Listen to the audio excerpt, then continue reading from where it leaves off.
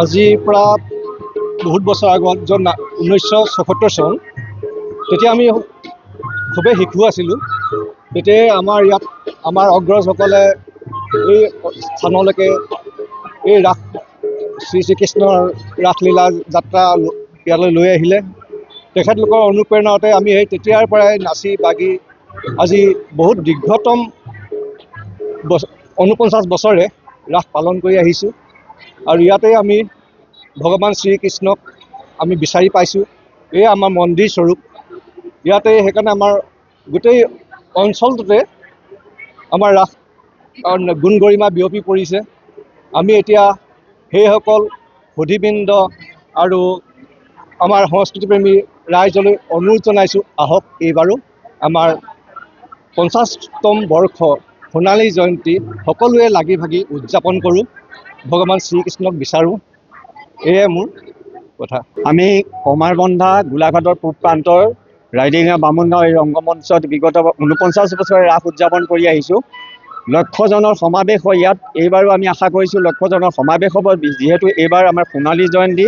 এই সোণালী জয়ন্তী যি অনুষ্ঠান আছে, অসমৰ ৰাজনৈতিক ক্ষেত্ৰৰ গুৰুত্বপূৰ্ণ সকলো ব্যক্তি, কেওটা জাতীয় সংগঠনৰ নেতৃত্ব, ছাত্ৰ সন্থা, জাতীয়তাবাদী যুৱ ছাত্ৰ পৰিষদ, লাচিত সেনাকে আদি কৰি আটাইকেইটাৰ নেতৃত্ব, ৰিম্পী দাসৰ দৰে জনপ্ৰিয় অভিনেত্ৰী, বলিষ্ঠ অভিনেতা অৰুণ হাজৰিকা, তেনেকৈ কমল লোচন আৰু আমাৰ সাংস্কৃতিক সঞ্চালকালয়ৰ সঞ্চালক ডাঙৰীয়া, আয়ুক্ত সচিব, টুৰিজিম, বিভিন্ন ব্যক্তি আহিব, NRLৰ মুখ্য ব্যক্তিসকলো আহিব। আৰু আমাৰ প্ৰতিটো জাতি জনগোষ্ঠী ধৰ্মাৱলম্বী লোক ইয়াত সিঁচৰিত হৈ আছে, গতিকে সকলোৱে অংশ ল'ব। আমি আশা কৰোঁ অতি সুন্দৰভাৱে গুৰুজনাৰ এই সৃষ্টিৰাজি সুন্দৰভাৱে আগুৱাই লৈ যাব পাৰিম আৰু সকলোৰে মাজত এক সদ্ভাৱ আমি বিলাব পাৰিম। এতিয়া আপোনালোকে দেখি ভাল পাব যে আমাৰ যিজন প্ৰতিষ্ঠাপক সম্পাদক জীৱ বৰা দেও আছে, তেখেতৰ 80 ঊৰ্ধৰ ব্যক্তি। আমাৰ ৰত্নৰাজ খোৱা দেও আছে, এতিয়া 80 চোঁ ব্যক্তি। তেনেকৈ আমাৰ ইয়াৰ সভাপতি দেৱাকৰ হাজৰিকা ডাঙৰীয়া আছে, লগতে মহেন ৰাজখোৱা এইবাৰ কাৰ্যকৰী সভাপতি, প্ৰকৃত শিল্পী সকলোৱে চিনি পায় মনজিত ৰাজখোৱা, আৰু আমাৰ বিভিন্ন কৰ্মকৰ্তাসকল পিছফালে আছে। সকলোৱে দিনে নিশাই কাম কৰিছে যাতে আমি সফলভাৱে অতিথিসকলক আদৰণি জনাব পাৰোঁ। আমাৰ প্ৰাক্তন কৰ্মকৰ্তা শিল্পী সকলোকে আমি আদৰণি জনাইছোঁ, আহ্বান জনাইছোঁ, আহক আমাৰ এখন সুন্দৰ মেলা হ'ব, মুখা শিল্প আৰু বিভিন্ন আপুৰুগীয়া সম্পদৰ সকলো উপভোগ কৰিব। আৰু এইবাৰ মুকলি ৰাস হ'ব, সকলোৱে আহি উপভোগ কৰিলেই হ'ল, কোনো টিকটৰ কথা নাই। আমি সকলোৰে বাবে আমাৰ দুৱাৰ মুকলি ৰাখিছোঁ। এয়া আমি 3 দিনীয়া অনুষ্ঠান আয়োজন কৰিছোঁ, গতিকে 3 দিনতে আমি সকলোৰে আহ্বান জনাইছোঁ, সকলোৱে আহিব, সুন্দৰভাৱে উপভোগ কৰিব। আৰু এই ৰাসত কোনো ধৰ্মৰ বাধ্যকতা নাই, যদিও ধৰ্মৰ কিছু নীতি আচাৰ আছে। আমাৰ সকলো ধৰ্মৰ লোক ইয়াত আছে। চিনেমা জগতৰ অৰুণ হাজৰিকা দেও আহিব, লগতে ৰিম্পী দাস আহিব, শংকৰজ্যোতি ৰাজখোৱা ভ্ৰাম্যমানৰ খলকনি তোলা অভিনেতা, আমাৰ অঞ্চলৰ যুৱক, তেওঁ লগতে থাকিব এটি বিশেষ চৰিত্ৰত। আৰু কমল লোচন আহিব, সকলোৰে জনপ্ৰিয় আৰু চিনাকি অভিনেতা।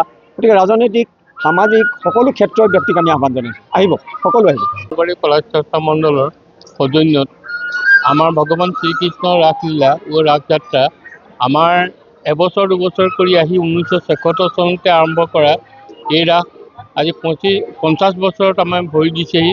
ইয়াত আমাৰ সকলো মইনা মইনী, যুৱক যুৱতী, কিশোৰ কিশোৰী সকলোৱে জাতি বৰ্ণ নিৰ্বিশেষে আহি ইয়াত একত্ৰিত হৈ এই ৰাস উৎসৱ পালন কৰি আগৰ পৰা অহা হৈছে। আৰু এই বছৰো আমাৰ 50 বছৰত আমি ভৰি দিছোঁ। আৰু এই বছৰো আমি সকলোৱে একত্ৰিত হৈ ৰাইজৰ সহযোগত আমি এই সোণালী জয়ন্তী ভাগ উদযাপন কৰিবলৈ আমি আগবাঢ়িছোঁ। যিকোনো খবৰৰ বাবে যোগাযোগ কৰক 7099017330 লগতে 7099017110 নম্বৰত।